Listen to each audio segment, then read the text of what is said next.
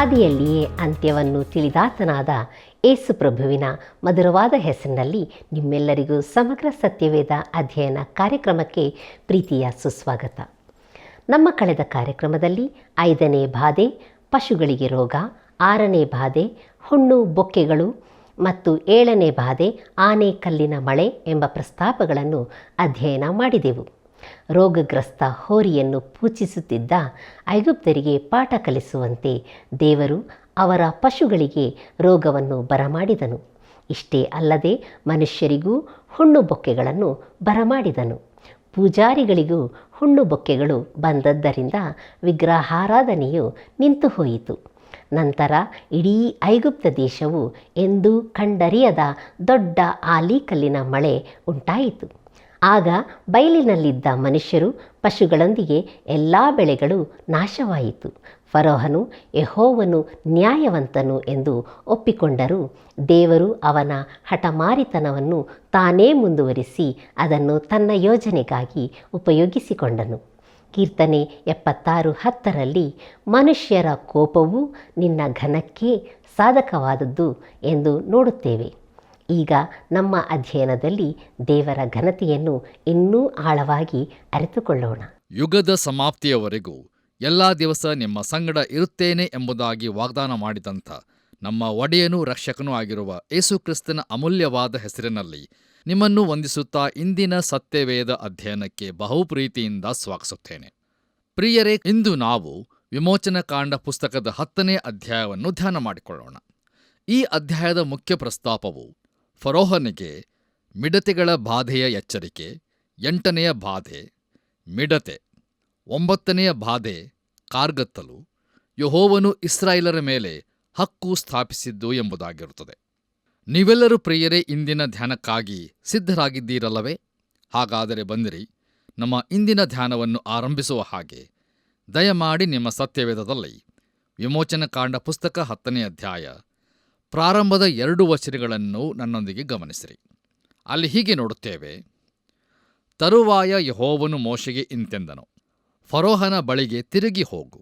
ನಾನು ಫರೋಹನ ಮತ್ತು ಅವನ ಪರಿವಾರದವರ ಮುಂದೆ ಈ ಮಹತ್ಕಾರ್ಯಗಳನ್ನು ನಡೆಸುವುದಕ್ಕೆ ಆಸ್ಪದವಾಗುವುದಕ್ಕೂ ಇಸ್ರಾಯೇಲರು ತಮ್ಮ ಮಕ್ಕಳಿಗೂ ಮೊಮ್ಮಕ್ಕಳಿಗೂ ನಾನು ಐಗುಪ್ತರ ನಡುವೆ ನಡೆಸಿರುವ ಮಹತ್ಕಾರ್ಯಗಳನ್ನು ವಿವರಿಸಿ, ಯೆಹೋವನು ಐಗುಪ್ತರನ್ನು ತನಗೆ ಇಷ್ಟ ಬಂದಂತೆ ಆಡಿಸಿ ಶಿಕ್ಷಿಸಿದನು ಎಂಬುದಾಗಿ ತಿಳಿಸುವುದಕ್ಕೂ ನಾನು ಫರೋಹನ ಹೃದಯವನ್ನು ಅವನ ಪರಿವಾರದವರ ಹೃದಯಗಳನ್ನು ಮೊಂಡು ಮಾಡಿದ್ದೇನೆ. ಇದಲ್ಲದೆ ಈ ಮಹತ್ಕಾರ್ಯಗಳಿಂದ ನೀವು ನನ್ನನ್ನೇ ಯೆಹೋವನೆಂದು ತಿಳುಕೊಳ್ಳುವಿರಿ ಎಂಬುದಾಗಿ. ಕರ್ತನಲ್ಲಿ ಪ್ರಿಯ ದೇವಜನರೇ, ಇಸ್ರಾಯೇಲರನ್ನು ಹೊರಡಿಸುವಂತೆ ಫರೋಹನನು ಈ ರೀತಿಯಾಗಿ ಆಡಬೇಕಾದರೆ ಅವನಿಗೆ ಇನ್ನೆಂಥ ಸಂಗತಿ ಸಂಭವಿಸಬೇಕೆಂದು ಯಾರಾದರೂ ಆಶ್ಚರ್ಯಪಡಬಹುದಲ್ಲವೇ? ನೋಡಿರಿ, ದೇವರು ತಾನು ಮಾಡಿದ್ದಕ್ಕೆ ಅನೇಕ ಕಾರಣಗಳು ಉಂಟು. ಬಾಧೆಗಳನ್ನು ಕಳುಹಿಸುವ ಒಂದು ಉದ್ದೇಶವೇನೆಂದರೆ ಫರೋಹನಿಗೆ ತಾನು ದೇವರಿಲ್ಲದ ಮನುಷ್ಯನೆಂದು ತೋರಿಸುವುದಕ್ಕಾಗಿತ್ತು. ಫರೋಹನನೊಂದಿಗೆ ಯಾವ ಸಂಪರ್ಕವನ್ನೂ ಮಾಡದೆ ದೇವರು ಇಸ್ರಾಯೇಲರನ್ನು ಐಗುಪ್ತ ದೇಶದಿಂದ ಹೊರಗೆ ತರಬಹುದಾಗಿತ್ತು. ಹಾಗೆ ಮಾಡುತ್ತಿದ್ದರೆ ಕೆಲವು ಟೀಕೆ ಮಾಡುವವರು ದೇವರು ಫರೋಹನೊಂದಿಗೆ ನ್ಯಾಯವಾಗಿ ನಡೆಕೊಳ್ಳಲಿಲ್ಲವೆಂದು ಹೇಳಬಹುದು. ಇಸ್ರಾಯೇಲರನ್ನು ಬಿಟ್ಟು ಬಿಡಲಿಕ್ಕೂ ತನಗೆ ರಕ್ಷಣೆ ಹೊಂದಿಕೊಳ್ಳಲಿಕ್ಕೂ ಫರೋಹನಿಗೆ ಒಂದು ಅವಕಾಶವನ್ನು ಕೊಡಬೇಕಾಗಿತ್ತು. ಕರ್ತನಲ್ಲಿ ಪ್ರಿಯರೇ, ದೇವರು ಇದನ್ನೇ ಮಾಡಿದ್ದು ಮಾತ್ರವಲ್ಲದೆ ತನ್ನ ಜನರನ್ನು ಅರಣ್ಯಕ್ಕೆ ಕರಕೊಂಡು ಹೋಗುವ ಮೊದಲು ತಾನು ಏನು ಮಾಡಲು ಶಕ್ತನೆಂದು ಅವರಿಗೆ ತೋರಿಸಲು ಬಯಸಿದನು. ನೋಡಿರಿ, ದೇವರು ತಾನು ಶಕ್ತನೆಂಬುದನ್ನು ಇಸ್ರಾಯೇಲರಿಗೆ ಮನದಟ್ಟು ಮಾಡಿಕೊಡಬೇಕಾಗಿತ್ತು. ಪಸ್ಕ ಹಬ್ಬವನ್ನು ಆಚರಿಸುವ ಮೊದಲು ಈ ಕಥೆಯು 4000 ವರ್ಷಗಳಿಂದಲೂ ತಿಳಿಸಲ್ಪಡುತ್ತಾ ಇದೆ. ನಮ್ಮ ಅಧ್ಯಯನವನ್ನು ಮುಂದುವರಿಸಿ ವಿಮೋಚನಕಾಂಡ ಪುಸ್ತಕ 10ನೇ ಅಧ್ಯಾಯ 3-7 ವಚನಗಳನ್ನು ಓದುವಾಗ ಅಲ್ಲಿ ಹೀಗೆ ನೋಡುತ್ತೇವೆ: ಮೋಶೆ ಆರೋನರು ಫರೋಹನ ಬಳಿಗೆ ಹೋಗಿ ಅವನಿಗೆ, ಇಬ್ರಿಯರ ದೇವರಾಗಿರುವ ಯೆಹೋವನು ಆಜ್ಞಾಪಿಸುವುದೇನೆಂದರೆ, ನೀನು ನನ್ನ ಮುಂದೆ ತಗ್ಗಿಸಿಕೊಳ್ಳದೆ ಇರುವುದು ಇನ್ನೂ ಎಲ್ಲಿಯವರೆಗೋ? ನನ್ನನ್ನು ಆರಾಧಿಸುವಂತೆ ನನ್ನ ಜನರಿಗೆ ಅಪ್ಪಣೆ ಕೊಡು. ಅಪ್ಪಣೆ ಕೊಡದೆ ಹೋದರೆ ನಾಳೆ ನಿನ್ನ ರಾಜ್ಯದೊಳಕ್ಕೆ ಮಿಡತೆಗಳನ್ನು ಬರಮಾಡುವೆನು. ಅವು ಭೂಮಿಯನ್ನೆಲ್ಲ ಮುಚ್ಚಿಕೊಳ್ಳುವವು, ನೆಲವೇ ಕಾಣಿಸದೇ ಹೋಗುವುದು. ಆನೆಕಲ್ಲಿನ ಮಳೆಯಿಂದ ನಾಶವಾಗದೆ ಉಳಿದಿದ್ದೆಲ್ಲವನ್ನು ಮಿಡತೆಗಳು ತಿಂದು ಬಿಡುವವು. ಹೊಲದಲ್ಲಿರುವ ನಿಮ್ಮ ಎಲ್ಲಾ ಮರಗಳ ಎಲೆ ಚಿಗುರುಗಳನ್ನೂ ತಿಂದು ಬಿಡುವವು. ಅವು ನಿನ್ನ ಮನೆಗಳಲ್ಲಿಯೂ ನಿನ್ನ ಪರಿವಾರದವರ ಮನೆಗಳಲ್ಲಿಯೂ ಐಗುಪ್ತರೆಲ್ಲರ ಮನೆಗಳಲ್ಲಿಯೂ ತುಂಬಿಕೊಂಡಿರುವವು. ನಿಮ್ಮ ತಂದೆ ತಾತಂದಿರು ಹುಟ್ಟಿದಂದಿನಿಂದ ಇಂದಿನವರೆಗೂ ಅಂಥ ಮಿಡತೆ ದಂಡನ್ನು ಎಂದೂ ನೋಡಿಲ್ಲ ಎಂದು ಹೇಳಿದರು. ಇದನ್ನು ಹೇಳಿ ಮೋಶೆ ತಿರುಗಿಕೊಂಡು ಫರೋಹನ ಬಳಿಯಿಂದ ಹೊರಟು ಹೋದನು. ಆಗ ಫರೋಹನ ಪರಿವಾರದವರು ಅವನಿಗೆ, ಈ ಮನುಷ್ಯನು ಇನ್ನೂ ಎಷ್ಟು ದಿವಸ ನಮಗೆ ಉರುಲಾಗಿರಬೇಕು? ಆ ಜನರು ಹೋಗಿ ತಮ್ಮ ದೇವರಾದ ಯೆಹೋವನನ್ನು ಆರಾಧಿಸುವುದಕ್ಕೆ ಅಪ್ಪಣೆ ಕೊಡು. ಐಗುಪ್ತ ದೇಶವು ಹಾಳಾಯಿತೆಂದು ಇನ್ನೂ ನಿನ್ನ ಮನಸ್ಸಿಗೆ ಬರಲಿಲ್ಲವೋ ಎಂದು ಹೇಳಿದರು ಎಂಬುದಾಗಿ. ಕರ್ತನಲ್ಲಿ ಪ್ರಿಯರೇ, ಈಗ ಫರೋಹನ ಪರಿವಾರದವರು ಅವನೊಂದಿಗೆ ವಾದ ಮಾಡುತ್ತಾರೆ. ಐಗುಪ್ತ ದೇಶವು ಹಾಳಾಯಿತೆಂಬುದನ್ನು ನೀನು ತಿಳಿಯುವುದಿಲ್ಲವೋ? ಇದು ಇನ್ನೆಷ್ಟು ಕಾಲ ನಡೆಯಬೇಕು? ಅವರನ್ನು ಹೋಗಗೊಡಿಸು ಎಂದು ಹೇಳುತ್ತಾರೆ. ಆದ್ದರಿಂದ ಮತ್ತೊಂದಾವರ್ತಿ ಮೋಶೆ ಆರೋನರು ಫರೋಹನ ಸನ್ನಿಧಿಗೆ ಕರೆಸಲ್ಪಟ್ಟರು. ಮುಂದುವರಿದು ನಾವು ವಿಮೋಚನಕಾಂಡ ಪುಸ್ತಕ 10ನೇ ಅಧ್ಯಾಯ 8-11 ವಚನಗಳನ್ನು ಓದುವಾಗ ಅಲ್ಲಿ ಹೀಗೆ ಬರೆದದೆ. ಅದನ್ನು ಕೇಳಿ ಫರೋಹನು ಮೋಶೆ ಆರೋನರನ್ನು ತಿರುಗಿ ಕರೆಸಿ ಅವರಿಗೆ, ನೀವು ಹೋಗಿ ನಿಮ್ಮ ದೇವರಾದ ಯೆಹೋವನನ್ನು ಆರಾಧಿಸಿ ಬರಬಹುದು. ಆದರೆ ಯಾರಾರು ಹೋಗಬೇಕೆನ್ನುತ್ತೀರಿ ಎಂದು ಕೇಳಲಾಗಿ, ಮೋಶೆ ಅವನಿಗೆ, ನಾವು ಯೆಹೋವನಿಗೆ ಜಾತ್ರೆಯನ್ನು ನಡೆಸಬೇಕಾಗಿದೆ. ಆದ ಕಾರಣ ಹುಡುಗರು ಮುದುಕರು ಎಲ್ಲರೂ ಹೋಗುತ್ತೇವೆ. ಗಂಡು ಹೆಣ್ಣು ಮಕ್ಕಳನ್ನು ದನ ಕುರಿಗಳನ್ನು ತೆಗೆದುಕೊಂಡು ಹೋಗುತ್ತೇವೆ ಎಂದು ಉತ್ತರ ಕೊಟ್ಟನು. ಅದಕ್ಕೆ ಫರೋಹನು, ನೀವು ನಿಮ್ಮ ಮನೆಯವರೆಲ್ಲರನ್ನು ಕರೆದುಕೊಂಡು ಹೋಗುವುದಕ್ಕೆ ನಾನು ಎಂದಿಗೂ ಅಪ್ಪಣೆ ಕೊಡುವುದಿಲ್ಲ. ನಾನು ಅಪ್ಪಣೆ ಕೊಟ್ಟರೆ ಯೆಹೋವನ ದಯವು ನಿಮಗುಂಟಾಗಬಹುದು. ಸರಿ, ನೋಡಿಕೊಳ್ಳಿರಿ. ನೀವು ದುರಾಲೋಚನೆ ಮಾಡಿಕೊಂಡವರು. ನಿಮ್ಮಲ್ಲಿ ಗಂಡಸರು ಮಾತ್ರ ಹೋಗಿ ಯೆಹೋವನನ್ನು ಆರಾಧಿಸಿ ಬರಬಹುದು. ನೀವು ಕೇಳಿಕೊಂಡದ್ದು ಅಷ್ಟೇ ಅಲ್ಲವೇ ಎಂದು ಹೇಳಿ ಅವರನ್ನು ತನ್ನ ಸನ್ನಿಧಿಯಿಂದ ಹೊರಡಿಸಿ ಬಿಟ್ಟನು ಎಂಬುದಾಗಿ. ಕರ್ತನಲ್ಲಿ ಪ್ರಿಯ ಆತ್ಮೀಯ ಬಂಧುಗಳೇ, ನೀವು ದುರಾಲೋಚನೆ ಮಾಡಿಕೊಂಡವರು. ಆದ್ದರಿಂದ ಇಸ್ರಾಯೇಲರಲ್ಲಿ ಪ್ರಾಯಸ್ಥರು ಮಾತ್ರ ಅರಣ್ಯಕ್ಕೆ ಹೋಗಬಹುದೆಂದು, ಮಕ್ಕಳನ್ನು ಬಿಟ್ಟು ಹೋಗಬೇಕೆಂದು ಫರೋಹನು ಹೇಳಿದನು.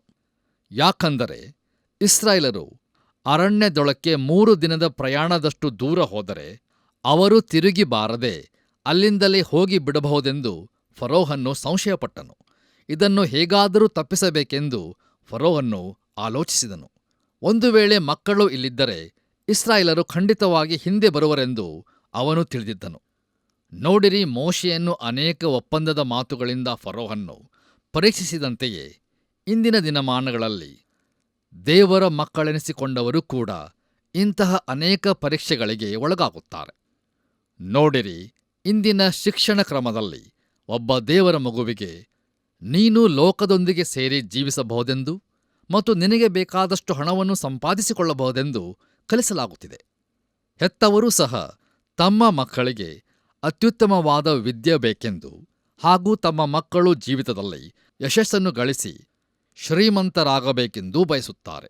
ಆದರೆ ಪ್ರಿಯರೇ, ಹಾಗೆ ಮಾಡುವಾಗ ಮಕ್ಕಳು ಒಬ್ಬೊಬ್ಬರಾಗಿ ಈ ಲೋಕಕ್ಕೆ ಮಾರು ಹೋಗಿ ಕ್ರಿಸ್ತನಂಬಿಕೆಯಿಂದ ದೂರ ಹೊರಟು ಹೋಗುತ್ತಾರೆ. ಹೌದು ಪ್ರಿಯರೇ, ಲೋಕದಲ್ಲಿನ ಅತ್ಯುತ್ತಮವಾದದ್ದನ್ನು ಪಡೆಯಬೇಕೆಂಬುದು ವಿಶ್ವಾಸಿಗಳಾದ ಹೆತ್ತವರಿಗೆ ಬರತಕ್ಕ ಅತಿ ಕುಯುಕ್ತಿಯ ಶೋಧನೆಯಾಗಿದೆ. ಅನೇಕ ಯವನಸ್ಥರ ಹೆತ್ತವರು ಕ್ರಿಸ್ತ ನಂಬಿಕೆಯಲ್ಲಿದ್ದು ವಿಶ್ವಾಸಿಗಳಾಗಿರಬಹುದು. ಆದರೆ ಅವರು ತಮ್ಮ ಮಕ್ಕಳನ್ನು ಯೋಗ್ಯವಾದ ಕ್ರಿಸ್ತೀಯ ನಂಬಿಕೆಯಲ್ಲಿ ಮತ್ತು ಅದರ ಮೌಲ್ಯಗಳಲ್ಲಿ ಅವರನ್ನು ಬೆಳೆಸಲಿಲ್ಲ. ಆದ ಕಾರಣ ಮಕ್ಕಳು ಲೌಕಿಕವಾಗಿ ಯಶಸ್ಸು ಗಳಿಸಬೇಕೆಂಬ ಆತುರದಲ್ಲಿ ಅವರನ್ನು ಕಳಕೊಂಡಿದ್ದಾರೆ. ದಯಮಾಡಿ ಆಲೋಚಿಸಿ ನೋಡಿರಿ. ಪ್ರಿಯರೇ, ಮೋಶೆ ಆರೋನರು ಫರೋಹನ ಒಪ್ಪಂದದ ಮಾತುಗಳಿಗೆ ಒಪ್ಪಿಕೊಳ್ಳಲಿಲ್ಲ. ಇದರಿಂದ ಅವನು ಸಿಟ್ಟುಗೊಂಡನು. ಆದರೆ ಅವನ ಸಿಟ್ಟಿನಿಂದ ಯಾವ ಲಾಭವೂ ಆಗಲಿಲ್ಲ. ಇನ್ನೊಂದು ಬಾಧೆ ಆರಂಭವಾಗಲಿಕ್ಕಿತ್ತು. ಬನ್ನಿರಿ ಪ್ರಿಯರೇ, ನಮ್ಮ ಧ್ಯಾನದಲ್ಲಿ ಮುಂದುವರೆದು ನಾವು ವಿಮೋಚನಕಾಂಡ ಪುಸ್ತಕ 10ನೇ ಅಧ್ಯಾಯ 12-15 ವಚನಗಳನ್ನು ಓದಿಕೊಳ್ಳೋಣ. ದಯಮಾಡಿ ಈ ವಚನಗಳನ್ನು ನಿಮ್ಮ ಸತ್ಯವೇದದಲ್ಲಿ ನನ್ನೊಂದಿಗೆ ಗಮನಿಸಿರಿ. ಅಲ್ಲಿ ನಾವು ಹೀಗೆ ನೋಡುತ್ತೇವೆ. ಆಗ ಯೆಹೋವನು ಮೋಶೆಗೆ, ಐಗುಪ್ತ ದೇಶದ ಮೇಲೆ ನಿನ್ನ ಕೈ ಚಾಚಿ ಮಿಡಿತೆಗಳನ್ನು ಬರಮಾಡು. ಕಲ್ಲಿನ ಮಳೆಯಿಂದ ನಾಶವಾಗದೆ ಉಳಿದಿರುವ ಪೈರುಗಳನ್ನೆಲ್ಲ ಮಿಡಿತೆಗಳು ತಿಂದುಬಿಡಲಿ ಎಂದು ಹೇಳಿದನು. ಮೋಶೆ ತನ್ನ ಕೋಲನ್ನು ಐಗುಪ್ತ ದೇಶದ ಮೇಲೆ ಚಾಚಿದಾಗ ಯೆಹೋವನು ಆ ಹಗಲಿರುಳು ಮೂಡಣ ದಿಕ್ಕಿನಿಂದ ಗಾಳಿಯನ್ನು ಬೀಸ ಮಾಡಿದನು. ಹೊತ್ತಾರೆ ಆ ಗಾಳಿಯ ದೆಸೆಯಿಂದ ಮಿಡತೆಗಳು ಬಂದಿದ್ದವು. ಮಿಡತೆಗಳು ಐಗುಪ್ತ ದೇಶದಲ್ಲೆಲ್ಲ ಬಂದು ಐಗುಪ್ತ ದೇಶದ ಎಲ್ಲಾ ಕಡೆಯಲ್ಲಿಯೂ ಅಪರಿಮಿತವಾಗಿ ಇಳಿದವು. ಅಂಥ ಮಿಡತೆಯ ದಂಡು ಹಿಂದೆಂದೂ ಬಂದಿರಲಿಲ್ಲ, ಮುಂದೆಯೂ ಬರಲಿಕ್ಕಿಲ್ಲ. ಅವು ಭೂಮಿಯನ್ನೆಲ್ಲ ಮುಚ್ಚಿಕೊಂಡದ್ದರಿಂದ ನೆಲವೂ ಕಾಣದೆ ಹೋಯಿತು. ಆನೆಕಲ್ಲಿನ ಮಳೆಯಿಂದ ನಾಶವಾಗದೆ ಉಳಿದಿದ್ದ ಎಲ್ಲಾ ಪೈರುಗಳನ್ನು, ಮರಗಳಲ್ಲಿದ್ದ ಎಲ್ಲಾ ಕಾಯಿಗಳನ್ನು ತಿಂದುಬಿಟ್ಟವು. ಐಗುಪ್ತ ದೇಶದಲ್ಲೆಲ್ಲ ಮರಗಳಲ್ಲಾಗಲಿ ಅಡವಿಯ ಗಿಡಗಳಲ್ಲಾಗಲಿ ಹಸುರಾದದ್ದು ಒಂದೂ ಉಳಿಯಲಿಲ್ಲ ಎಂಬುದಾಗಿ. ಕರ್ತನಲ್ಲಿ ನನ್ನ ಪ್ರಿಯ ಆತ್ಮೀಯ ಸ್ನೇಹಿತರೆ, ಈ ಬಾಧೆಯ ಮೂಲಕ ಅನೇಕ ಆಸಕ್ತಿಕರವಾದಂಥ ಸಂಗತಿಗಳು ತಿಳಿದು ಬಂದಿವೆ. ಇತರ ಬಾಧೆಗಳಂತೆ ಇವು ಪಕ್ಕನೆ ಅದ್ಭುತವಾದ ರೀತಿಯಲ್ಲಿ ಕಾಣಿಸಿಕೊಳ್ಳಲಿಲ್ಲ. ನೋಡಿರಿ, ಮೂಡಣ ಗಾಳಿಯು ಅವುಗಳನ್ನು ಎಲ್ಲಿಂದಲೋ ತಂದಿತು. ಒಂದು ವೇಳೆ ಏಷ್ಯಾದ ಯಾವುದಾದರೂ ಸ್ಥಳದಿಂದ ಇರಬಹುದು. ಈ ಭಾಗದಲ್ಲಿ ಮಿಡತೆಗಳಿರುವುದು ಸಾಮಾನ್ಯವಾಗಿತ್ತು. ನೋಡಿರಿ, ಈ ಮೂಡಣ ಗಾಳಿಯು ಅವುಗಳನ್ನು ಹೊಡೆದುಕೊಂಡು ವಿಶಾಲವಾದ ಮರುಭೂಮಿಯನ್ನು ದಾಟಿ ನೈಲ್ ನದಿಯ ಸುತ್ತಣದ ಹಸಿರಾದ ಪ್ರದೇಶಕ್ಕೆ ಕರೆತಂದಿತು. ಅವುಗಳು ಅಲ್ಲಿನ ಹಸಿರನ್ನೆಲ್ಲ ತಿಂದು ಮುಗಿಸಿಬಿಟ್ಟವು. ಕರ್ತನಲ್ಲಿ ಪ್ರಿಯರೇ, ದಯಮಾಡಿ ಗಮನಿಸಿರಿ. ಮಿಡತೆಯು ಸತ್ಯವೇದದಲ್ಲಿ ನ್ಯಾಯ ತೀರ್ಪನ್ನು ಸೂಚಿಸುವಂಥದ್ದಾಗಿದೆ. ಮಿಡತೆಗಳ ಬಾಧೆಯು ಮಾನವನಿಗೆ ಬರತಕ್ಕ ದುರ್ಗತಿಗಳಲ್ಲಿ ಅತಿ ಕಠಿಣವಾದದ್ದಾಗಿತ್ತು. ಪ್ರವಾದಿಯಾದ ಯೋವೇಲನು ತನ್ನ ಪ್ರವಾದನೆಯಲ್ಲಿ ದಾಟಿ ಹೋದ ಮಿಡತೆಗಳ ದಾಳಿಯ ಕುರಿತಾಗಿ ಹೇಳಿ, ಮಾನವನ ಸಂತತಿಗೆ ಮತ್ತೊಮ್ಮೆ ಇಂತಹದೇ ದಂಡನೆ ಬರಲಿಕ್ಕಿದೆ ಎಂದು ಪ್ರಕಟಣೆ ಪುಸ್ತಕದಲ್ಲೂ ಹೇಳಿಯದೆ. ನೋಡಿರಿ ಪ್ರಿಯರೇ, ಐಗುಪ್ತದ ಮೇಲೆ ಬಂದಿದ್ದ ಹಿಂದಿನ ಎಲ್ಲಾ ಬಾಧೆಗಳಿಗಿಂತಲೂ ಹೆಚ್ಚಿನ ಹಾನಿ ಈ ಮಿಡತೆಗಳಿಂದಾಗಿರಬಹುದು. ಮುಂದುವರಿದು ನಾವು 16ನೇ ವಚನವನ್ನು ಓದುವಾಗ ಅಲ್ಲಿ ಹೀಗೆ ನೋಡುತ್ತೇವೆ. ಆಗ ಫರೋಹನು ಮೋಶೆ ಆರೋನರನ್ನು ತ್ವರೆಯಾಗಿ ಕರೆಸಿ, ನಾನು ನಿಮ್ಮ ದೇವರಾದ ಯೆಹೋವನಿಗೂ ನಿಮಗೂ ಪಾಪ ಮಾಡಿದ್ದೇನೆ ಎಂಬುದಾಗಿ. ಕರ್ತನಲ್ಲಿ ನನ್ನ ಪ್ರಿಯ ದೇವಜನರೇ, ಈ ವಾಕ್ಯ ಭಾಗವನ್ನು ನಾವು ಗಮನಿಸುವುದಾದರೆ ಫರೋಹನು ತನ್ನ ಪಾಪವನ್ನು ಮತ್ತೊಂದಾವರ್ತಿ ಒಪ್ಪಿಕೊಳ್ಳುತ್ತಾ ಇದ್ದಾನೆ. ನಮ್ಮ ಧ್ಯಾನವನ್ನು ಮುಂದುವರಿಸಿ ವಿಮೋಚನಕಾಂಡ ಪುಸ್ತಕ 10ನೇ ಅಧ್ಯಾಯ 17ರಿಂದ 20 ವಚನಗಳನ್ನು ಓದುವಾಗ ಅಲ್ಲಿ ಹೀಗೆ ನೋಡುತ್ತೇವೆ. ಆದರೂ ಈ ಒಂದೇ ಸಾರಿ ನನ್ನ ಪಾಪವನ್ನು ಕ್ಷಮಿಸಬೇಕು. ನಿಮ್ಮ ದೇವರಾದ ಯೆಹೋವನು ಈ ಮರಣಕರ ವಿಪತ್ತನ್ನು ನನ್ನ ಬಳಿಯಿಂದ ತೊಲಗಿಸುವಂತೆ ಆತನನ್ನು ಪ್ರಾರ್ಥಿಸಬೇಕು ಅಂತನು. ಮೋಶೆ ಫರೋಹನ ಬಳಿಯಿಂದ ಹೊರಟು ಯೆಹೋವನನ್ನು ಬೇಡಿಕೊಂಡನು. ಯೆಹೋವನು ಪಶ್ಚಿಮದಿಂದ ಬಿರುಗಾಳಿ ಬೀಸುವಂತೆ ಮಾಡಿದನು. ಅದು ಆ ಮಿಡತೆಗಳನ್ನು ಎತ್ತಿಕೊಂಡು ಹೋಗಿ ಕೆಂಪು ಸಮುದ್ರದೊಳಗೆ ಹಾಕಿಬಿಟ್ಟಿತು. ಐಗುಪ್ತ ದೇಶದ ಮೇರೆಗಳೊಳಗೆ ಒಂದು ಮಿಡತೆಯೂ ನಿಲ್ಲಲಿಲ್ಲ. ಆದರೂ ಯೆಹೋವನು ಫರೋಹನ ಹೃದಯವನ್ನು ಕಠಿಣ ಮಾಡಿದ್ದರಿಂದ ಅವನು ಇಸ್ರಾಯೇಲರನ್ನು ಹೋಗಗೊಡಿಸಲೇ ಇಲ್ಲ ಎಂಬುದಾಗಿ. ಕರ್ತನಲ್ಲಿ ನನ್ನ ಪ್ರಿಯ ಸಹೋದರ ಸಹೋದರಿಯರೇ, ದೇವರು ಐಗುಪ್ತರೊಂದಿಗೆ ಒಂದು ಕ್ರಮದಲ್ಲಿ ವ್ಯವಹರಿಸುತ್ತಾ ಇದ್ದಾನೆ ಮತ್ತು ಬಾಧೆಗಳನ್ನು ಹಂತ ಹಂತವಾಗಿ ಕಳುಹಿಸುತ್ತಿದ್ದಾನೆ. ಮೊದಲಿನ ಬಾಧೆಗಳು ಐಗುಪ್ತ ದೇಶದಲ್ಲಿ ತುಂಬಿಕೊಂಡಿದ್ದ ವಿವಿಧ ದೇವತೆಗಳ ವಿರುದ್ಧವಾದದ್ದಾಗಿತ್ತು. ಆದರೆ ಈಗ ದೇವರು ಕಳುಹಿಸುವ ಬಾಧೆಗಳು ಜನರ ಜೀವಿತಗಳನ್ನು ಕಷ್ಟಕ್ಕೆ ಒಳಪಡಿಸುವ ರೀತಿಯಲ್ಲಿ ಇರುತ್ತವೆ. ನೋಡಿರಿ, ಮಿಡತೆಗಳ ಬಾಧೆಯಿಂದ ನಿಜಕ್ಕೂ ಪರಿಣಾಮ ಉಂಟಾಯಿತು. ಜನರು ಫರೋಹನಿಗೆ ಪರಿಸ್ಥಿತಿಯ ಗಂಭೀರತೆಯನ್ನು ತಿಳಿಸತೊಡಗಿದರು. ಇದರಿಂದಾಗಿ ಫರೋಹನು ತಾತ್ಕಾಲಿಕವಾಗಿ ಪಶ್ಚಾತ್ತಾಪಪಟ್ಟನು. ಆದರೆ ಈ ಬಾಧೆ ನಿವಾರಿಸಲ್ಪಟ್ಟ ಕೂಡಲೇ ಅವನು ತನ್ನ ಮನಸ್ಸನ್ನು ಬದಲಾಯಿಸಿಕೊಂಡು ಮೊದಲಿನ ಸ್ಥಿತಿಗೆ ಬರುತ್ತಾನೆ. ಆದರೆ ದೇವರು ಇಸ್ರಾಯೇಲರನ್ನು ಹೋಗಗೊಡಿಸುವಂತೆ ಅವನನ್ನು ಒತ್ತಾಯಿಸಲಿಕ್ಕಿದ್ದಾನೆ. ಬನ್ನಿರಿ ಪ್ರಿಯರೇ, ನಮ್ಮ ಧ್ಯಾನವನ್ನು ಮುಂದುವರಿಸೋಣ. ಈಗ ದಯಮಾಡಿ ನಿಮ್ಮ ಸತ್ಯವೇದದಲ್ಲಿ ವಿಮೋಚನಕಾಂಡ ಪುಸ್ತಕ 10ನೇ ಅಧ್ಯಾಯ 21ರಿಂದ 23 ವಚನಗಳನ್ನು ನನ್ನೊಂದಿಗೆ ಗಮನಿಸಿರಿ. ಅಲ್ಲಿ ನಾವು ಹೀಗೆ ನೋಡುತ್ತೇವೆ. ತರುವಾಯ ಯೆಹೋವನು ಮೋಶೆಗೆ, ಆಕಾಶಕ್ಕೆ ನಿನ್ನ ಕೈ ಚಾಚು, ಆಗ ಐಗುಪ್ತ ದೇಶದಲ್ಲೆಲ್ಲ ಕತ್ತಲುಂಟಾಗುವುದು. ಆ ಕತ್ತಲಿನಿಂದ ಜನರು ತಡವರಿಸುತ್ತಾ ನಡೆಯುವರೆಂದು ಹೇಳಿದನು. ಮೋಶೆ ಆಕಾಶಕ್ಕೆ ಕೈ ಚಾಚಿದಾಗ ಐಗುಪ್ತ ದೇಶದಲ್ಲೆಲ್ಲ 3 ದಿವಸ ಕಾರ್ಗತ್ತಲು ಮುಚ್ಚಿಕೊಂಡಿತು. 3 ದಿವಸವೂ ಒಬ್ಬರಿಗೊಬ್ಬರು ಕಾಣಿಸಲಿಲ್ಲ. ಯಾವನೂ ತಾನಿರುವ ಸ್ಥಳದಿಂದ ಏಳಲಿಲ್ಲ.